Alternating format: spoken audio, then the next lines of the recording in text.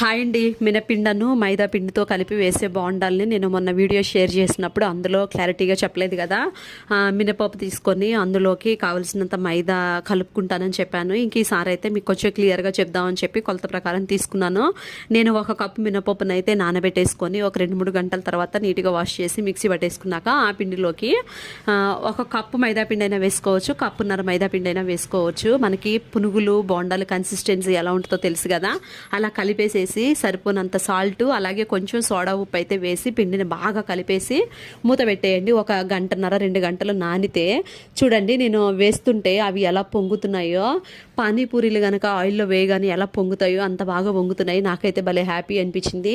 మనం ఇంట్లోనే హెల్తీగా చేసుకుంటే మంచిది కదండి. పైగా సమ్మరు ఏది పడితే అది బయట తినకపోవడమే మంచిది. ఇంకా కొంచెం పిండి అయితే ఆపేసాను. మా హస్బెండ్ ఆఫీస్ నుంచి వచ్చిన తర్వాత వేడివేడిగా వేసిద్దామని చెప్పి ఇంకా నేను వేస్తుంటే పిల్లలు అయితే హ్యాపీగా తింటున్నారు టీవీ చూస్తూ. టేస్ట్ మాత్రం చాలా బాగుంటాయండి. ఒకసారి ట్రై